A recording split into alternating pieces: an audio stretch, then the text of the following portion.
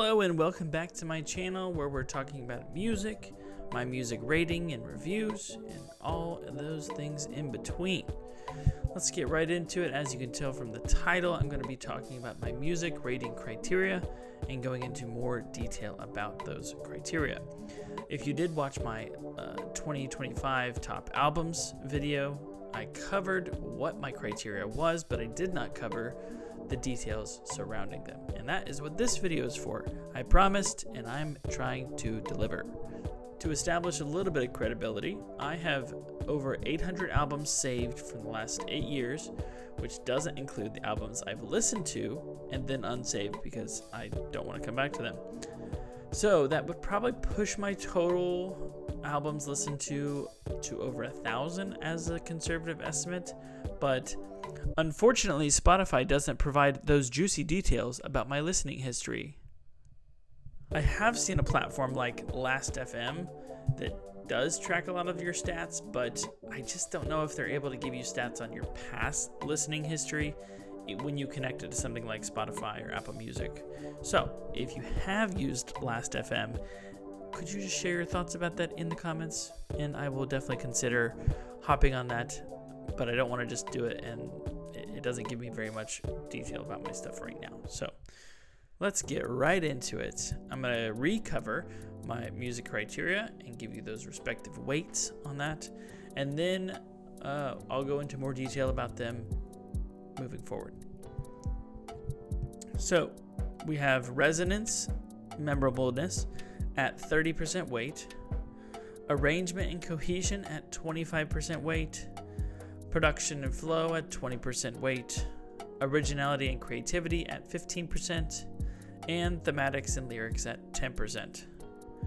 Now you also have to know that I am including expectation. I'm including an expectation factor in each of these.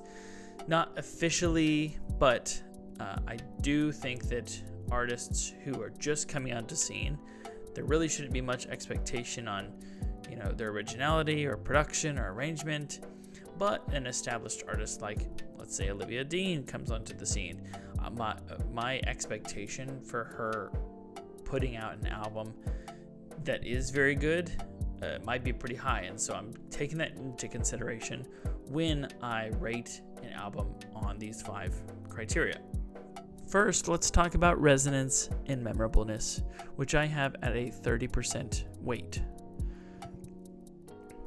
Resonance to me just is, what does it make you feel when you listen to an album? And obviously memorableness is, how often am I coming back to an album because I just can't get enough of it? And to me, that is the main part of music. People want to release music that hits the audience where that audience is going to consistently come back. And that's another reason why music is subjective, because everybody's going to have a different resonance to a different album. So that's why this is at 30%. I think it's the most significant piece of an album. Then there's arrangement and cohesion, and that's just how all of the songs really flow together when you listen to an album top down. I know that artists and bands should spend time putting together the correct arrangement for an album. And this is a pretty big weight for me because that's just how I listen to albums, top down. And so if a song really doesn't fit, or maybe an album is too long or too short, it's going to get dinged on this 25% weight and ultimately lead to a lower overall rating.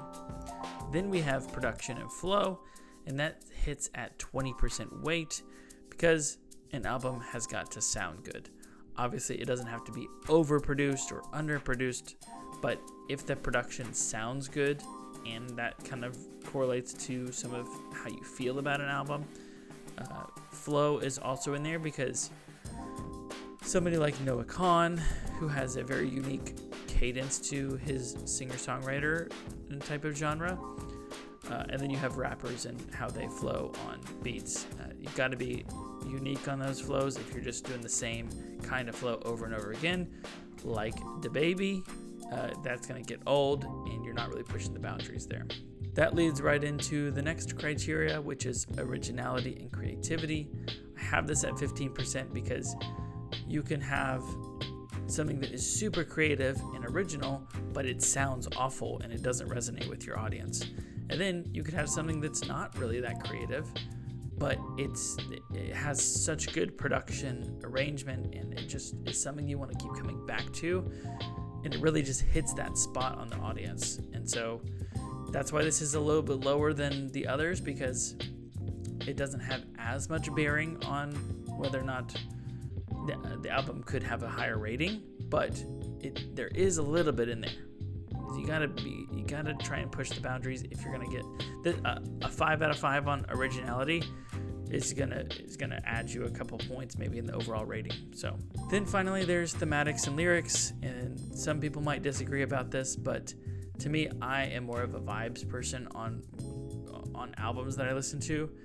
And so if somebody's talking about the worst thing in the world, if somebody's talking about the best thing in the world, I'm not necessarily looking for that and judging most of the album on it. But if I pick up that you're like spitting some really cringy stuff and it's cheesy, obviously you're gonna get dinged a little bit on the album. But if it sounds good, then it shouldn't take away from the album rating from an overall perspective. Now it's time to jump in and give you a demonstration of how this actually pans out on an album rating. So I will show you an album that I have rated, and let's just go with Vacancy by Ari Lennox is one that just came out this year. I initially thought this album was an 8 out of 10, and let's see if the rating criteria speak to that. So for me, Resonance and Memorableness are a 4 out of 5. Not every song was great, but when I re-listened to this album, I am kind of pulled back into some of those really great songs. So it's not a 5 out of 5, but it is high up there. And then Arrangement and Cohesion is a 4 out of 5 as well, but that's just because I really enjoy how it flowed top down.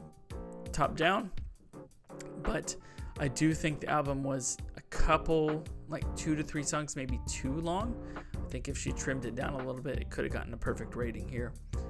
Production and flow, I felt like she was unique on her flows throughout the album. She sounded great. The production and the musicalness of the album also sounded amazing. But then Originality and Creativity gets a 2 out of 5. And that's because it kind of just sounds like another R&B album. There's nothing really special about it, except for the fact that it's highly memorable and the production is immaculate. But that's why she has a 2 out of 5 on here. And then Thematics and Lyrics, she gets a 3 out of 5 because she did all right flowing the thematics throughout the album, but there wasn't anything that stuck out in terms of lyrics for me. Anyways, putting all that together, she gets an adjusted rating of 3.8, which closely matches to my 8 out of 10 rating. The next one we can talk about is one that I rated a 1.5 or 2 out of 10, and that was Octane by Don Toliver that just came out. Really didn't like this album very much, but let's go down the criteria. For Resonance, he gets a 2 out of 5. I'm not really coming back to this album, even after listening to it a couple times. There was a few songs that were okay and that kind of hit my brain, but for the most part, it really was just lacking. Arrangement Cohesion, I put a 1 out of 5 because I just felt like that was a big weakness. For one, I think it's way too long. 2, I just don't think that it flowed song to song very well. And so because of those reasons, I rated it a 1 out of 5. Production and flow, can't go all the way down to 1, but this kind of pairs with the Originality and Creativity. If you go listen to Heartstone Psycho and then this, there's not a lot of new things that they're coming out with production and flow, and with how he's rapping and singing on these songs, nothing was hitting for me. Again, Originality and Creativity is a 1 out of 5. I don't think he had a very good opportunity to continue pushing the bounds from his last album, Heartstone Psycho, and he just didn't do any of it. And so that's why I rated this a 1 out of 5. Then there's Thematics and Lyrics, and I rated that a 2 out of 5, mainly because if your thematic is just talking about women the whole album, sure, that does line up with your thematics. So I can't give it a 1 out of 5, but it's pretty low on there. So the adjusted rating for this comes out to be a 1.6, and that matches up with what I was thinking, which is a 1.5 to 2, like a 3 to 5 rating. No, sorry, 3 to 4 rating. So now it's a great time to talk about Record.Club, which I have put my ratings and reviews for the last 2 albums you just heard me talk about, Vacancy by Originality and Octane by Don Toliver. Let's hop in to Record.Club real quick and show you around. I am not sponsored by Record.Club, though they could sponsor me if they see this video and my other ones. I absolutely love it. This is fastly becoming my favorite way to find and review and rate music. They have things like your queue, which is albums that you want to listen to and that you're planning on rating. There's reviews, which you can put more extensive reviews in here, and so I have one about Vacancy by Originality, and then I have mine about Octane by Don Toliver. So you can go find those on my profile, and then you can also just go and filter by all the things I've rated. You can see what do I rate high. Let me go listen to those. You can go click on it. You can stream it on Spotify. You can hook it up to your Apple Music, wherever. And then, you can go to the homepage and you can see what other people have in their rotation. You can see new and noteworthy things. You can go pre-save albums that are going to come out soon. And it's just a really great user experience. And so you can go check me out at Record.Club/BEMO, BEMO, and keep in touch with all my music taste and my reviews, which I plan to do some more reviews throughout this year. Now that that's out of the way, I do want to do one more thing before I leave you. I told you at the beginning I have albums saved all the way back to 2018, but they're not all in Record.Club. And what I would love to do is some live stream rating sessions where I'm just kind of spitballing and giving my impressions and my initial ratings on a bunch of these albums that I have saved, because I do remember them all, and I could just say, oh yeah, this is a 6, this is a 5, this is a 7, whatever. The downside is that in order to stream on YouTube, you need at least 50 subscribers, and I only have less than 20. So if you want to see more videos like this and you want to hop on a live stream together in the future, join me and hit subscribe right below here, and I would be very grateful to get to over 50 so I could do some live streams. Okay, hope this was enlightening to you about my I really hope this video was enlightening to you about my music rating criteria.